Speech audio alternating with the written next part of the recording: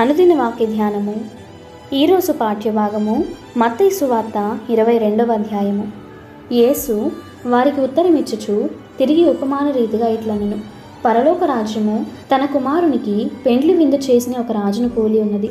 ఆ పెండ్లి విందుకు పిలువబడిన వారిని రప్పించుటకు అతడు తన దాసులను పంపినప్పుడు వారు రానొల్లకపోయిరి. కాగా అతడు, ఇదిగో నా విందు సిద్ధపరిచి ఉన్నాను, ఎద్దులను క్రొవ్విన పశువులను వధింపబడి ఉన్నవి, అంతయు సిద్ధముగా ఉన్నది, పెండ్లి విందుకు రండని పిలువబడిన వారితో చెప్పుడని వేరే దాసులను పంపెను. కానీ వారు లక్ష్యము చేయక ఒకడు తన పొలమునకును మరి ఒకడు తన వర్తకమునకును వెళ్ళిరి. తక్కిన వారు అతని దాసులను పట్టుకొని అవమానపరిచి చంపిరి. కాబట్టి రాజు కోపపడి తన దండ్లను పంపి ఆ నరహంతకులను సంహరించి వారి పట్టణము తగలబెట్టించెను.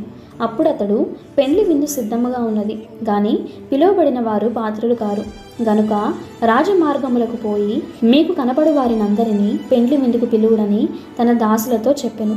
ఆ దాసులు రాజమార్గములకు పోయి చెడ్డవారినేమి మంచివారినేమి తమకు కనబడిన వారినందరినీ పోగు చేసిరి. గనుక విందుకు వచ్చిన వారితో ఆ పెండ్లిశాల నిండెను. రాజు కూర్చున్న వారిని చూడ లోపలికి వచ్చి అక్కడ పెండ్లి వస్త్రము ధరించుకొని ఒకని చూచి, స్నేహితుడా, పెండ్లి వస్త్రము లేక ఇక్కడికి ఎలాగ వచ్చితివని అడుగుగా వాడు మౌని అయి ఉండెను.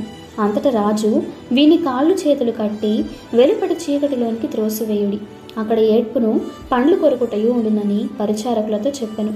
కాగా పిలువబడిన వారు అనేకులు, ఏర్పరచబడిన వారు కొందరే అని చెప్పెను. అప్పుడు పరిసయ్యులు వెళ్ళి మాటలలో ఆయనను చిక్కుపరచవలనని ఆలోచన చేయుచు, బోధకుడా, నీవు సత్యవంతుడవై ఉండి దేవుని మార్గము సత్యముగా బోధించుచున్నావనియు నీవు ఎవరిని లక్ష్య పెట్టవనియు మోమాటము లేనివాడవనియు ఎరుగుదుము. నీకేమి తోచుచున్నది? కైసరుకు పన్నిచ్చుట న్యాయమా కాదా? మాతో చెప్పుమని అడుగుటకు హేరోదీలతో కూడా తన శిష్యులను ఆయన యొద్దకు పంపిరి. యేసు వారి చెడుతనం ఎరిగి, వేషధారులారా, నన్నెందుకు శోధించుచున్నారు? పన్ను రూపాయి ఒకటి నాకు చూపుడని వారితో చెప్పగా వారు ఆయన యొద్దకు ఒక దేనారము తెచ్చిరి. అప్పుడు ఆయన, ఈ రూపమును పై వ్రాతయు ఎవరివని వారిని అడుగగా వారు కైసరువనిరి. అందుకు ఆయన, అలాగైతే కైసరివి కైసరునకును దేవునివి దేవునికి చెల్లించుడని వారితో చెప్పెను. వారి మాట విని ఆశ్చర్యపడి ఆయనను విడిచి వెళ్ళిపోయిరి. పునరుద్ధానము లేదని చెప్పిన సద్దుకైలు ఆ దినమున ఆయన యొద్దకు వచ్చి, బోధకుడా, ఒకడు పిల్లలు లేక చనిపోయిన ఎడల అతని సహోదరుడు అతని భార్యను పెండ్లి చేసుకొని తన సహోదరునికి సంతానము కలుగజేయవలనని మోషే చెప్పెను. మాలో 7 సహోదరులుండిరి. మొదటివాడు పెండ్లి చేసుకొని చనిపోయెను. అతనికి సంతానము లేనందున అతని సహోదరుడు అతని భార్యను తీసుకొనెను. 2వ వాడును 3వ వాడును 7వ వాని వరకు అందరూ అలాగే జరిగించి చనిపోయిరి. అందరి వెనుక ఆ స్త్రీయు చనిపోయెను. పునరుద్ధానమందు ఈ 7 ఆమె ఎవనికి భార్యగా ఉండును?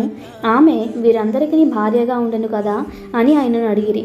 అందుకు యేసు, లేఖనములను గాని దేవుని శక్తిని గాని ఎరుగక మీరు పొరబడుచున్నారు. పునరుద్ధానమందు ఎవరును పెండ్లి చేసుకొనరు, పెండ్లికి ఇయ్యబడరు. వారు పరలోకమందున్న దూతల వలె ఉందురు. మృతుల పునరుద్ధానమును గూర్చి నేను అబ్రహాము దేవుడను, ఇస్సాకు దేవుడను, యాకోబు దేవుడనై ఉన్నానని దేవుడు మీతో చెప్పిన మాట మీరు చదవలేదా? ఆయన సజీవులకే దేవుడు గాని మృతులకు దేవుడు కాడని వారితో చెప్పెను. జనులది విని ఆయన బోధకు ఆశ్చర్యపడిరి. ఆయన సద్దుకైల నోరు మోయించునని పరిసయ్యులు విని కూడి వచ్చి వారిలో ఒక ధర్మశాస్త్రోపదేశకుడు ఆయనను శోధించుచు, బోధకుడా, ధర్మశాస్త్రంలో ముఖ్యమైన ఆజ్ఞ ఏదని అడిగెను. అందుకు ఆయన, నీ పూర్ణ హృదయముతోనూ నీ పూర్ణాత్మతోనూ నీ పూర్ణ మనస్సుతోనూ నీ దేవుడైన ప్రభువును ప్రేమింపవలెను అన్నది. అది ముఖ్యమైనదియు మొదటిదియునైన ఆజ్ఞ. నిన్ను వలె నీ పొరుగువానిని ప్రేమింపవలెనను 2వ ఆజ్ఞ దాని వంటిదే. ఈ 2 ఆజ్ఞలు ధర్మశాస్త్రం అంతటికిని ప్రవక్తలకును ఆధారమై ఉన్నవని అతనితో చెప్పెను. ఒకప్పుడు పరిసయ్యులు కూడి ఉండగా యేసు వారిని చూచి, క్రీస్తును గూర్చి మీకేమి తోచుచున్నది? ఆయన ఎవని కుమారుడని అడిగెను. వారు, ఆయన దావీదు కుమారుడని చెప్పిరి. అందుకు ఆయన, అలాగైతే నేను నీ శత్రువులను నీ పాదముల క్రింద ఉంచు వరకు నీవు నా కుడిపార్శ్వమున కూర్చుండుమని ప్రభువు నా ప్రభువుతో చెప్పెను అని దావీదు ఆయనను ప్రభువని ఆత్మ వలన ఏల చెప్పుచున్నాడు. దావీదు ఆయనను ప్రభువని చెప్పిన ఎడల ఆయన ఏలాగూ అతనికి కుమారుడగునని వారిని అడుగగా ఎవడును మారు మాట చెప్పలేకపోయాను. మరియు ఆ దినము నుండి ఎవడును ఆయనను ఒక ప్రశ్నయు అడుగు తెగింపలేదు. ఇంతటితో ఈ దిన పాఠ్యభాగము సమాప్తము.